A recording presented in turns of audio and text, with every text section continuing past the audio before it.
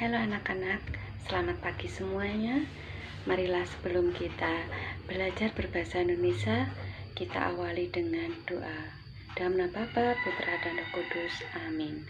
Ya Tuhan, terima kasih atas rahmat kesehatan yang Kau berikan kepada kami, dan berkatilah kami yang hendak belajar. Semoga apa yang akan kami pelajari memperkaya hidup kami. Amin. Dalam nama Bapa, Putra, dan Roh Kudus. Amin.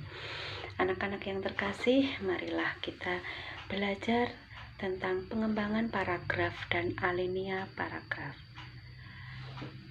Sebelum kita lanjutkan, Suster akan bertanya terlebih dahulu kepada anak-anak, apakah anak-anak sudah pernah mendengar kata paragraf atau alinea? Lalu apa yang anak-anak ketahui tentang paragraf dan alinea? Mari kita pelajari satu persatu. Alinea merupakan kesatuan kalimat untuk mendukung gagasan pokok.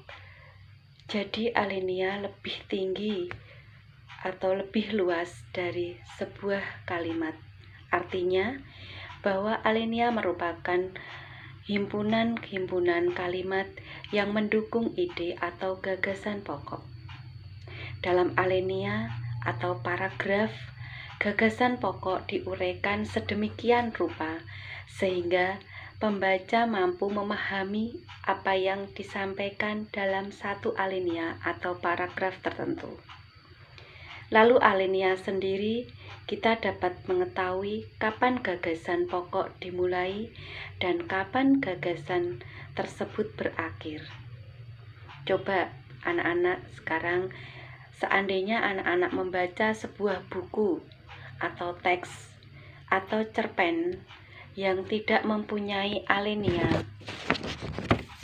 Suster yakin bahwa anak-anak akan kesulitan memahami apa isi dalam buku tersebut. Lebih jelasnya, kita dapat menyimpulkan bahwa ada dua tujuan dalam pembentukan suatu paragraf atau alinea. Yang pertama, untuk membagi atau memisahkan tema yang satu dengan tema yang lain, sehingga pembicara lebih mudah memahami apa yang disampaikan oleh suatu tema atau paragraf tertentu. Nah, anak-anak, penting dalam pembentukan alinea atau paragraf. Hal apakah itu? Hal penting tersebut adalah keterkaitan alinea satu dengan yang lain. Artinya bahwa alinea pertama sampai terakhir harus memiliki hubungan atau keterkaitan yang logis antara satu dengan yang lain. Jangan sampai misalnya alinea pertama dan alinea kedua berbicara tentang perekonomian, lalu yang kedua tentang pendidikan.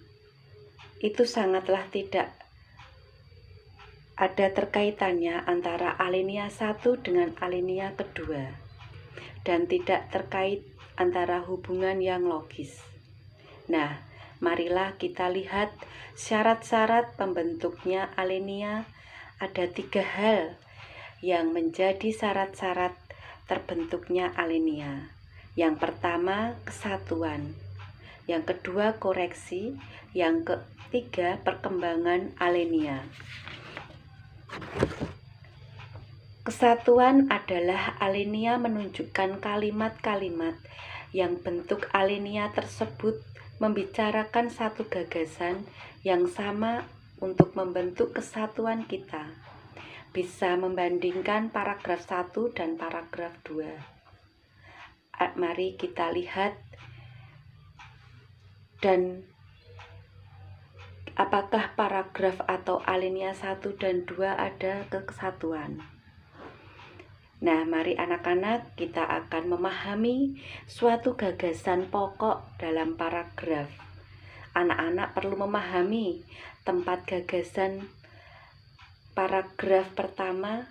Kenapa? Karena gagasan utama itu pokok yang akan dibahas dalam sebuah paragraf. 4 cara menempatkan gagasan pokok. Yang pertama, menempatkan gagasan dalam paragraf 1 biasa disebut dengan deduktif. Deduktif sendiri adalah kalimat utama dalam gagasan pokok dan kalimat setelah gagasan penjelasan yang mendukung kalimat atau gagasan pokok tadi.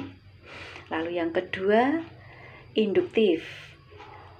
Gagasan pertama terletak di bagian kalimat utama diisi dengan urean-urean tersebut, lalu ditarik kesimpulan.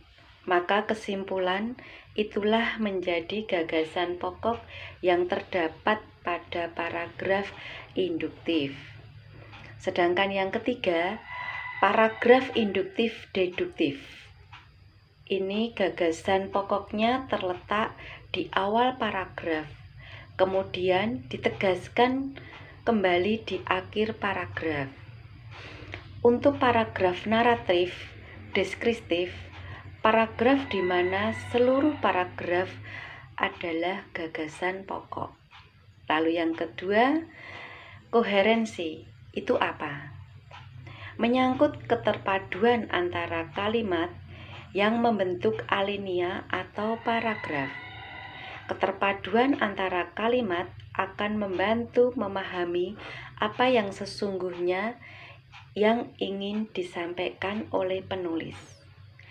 Untuk membentuk koherensi yang baik ada 2 yang penting. Yang pertama, kebahasaan. Yang kedua, urutan atau keperincian alinea. Nah, anak-anak, setelah kita belajar tentang paragraf atau alinea, mari kita tutup pembelajaran kita pada hari ini. Terima kasih, sampai jumpa kembali.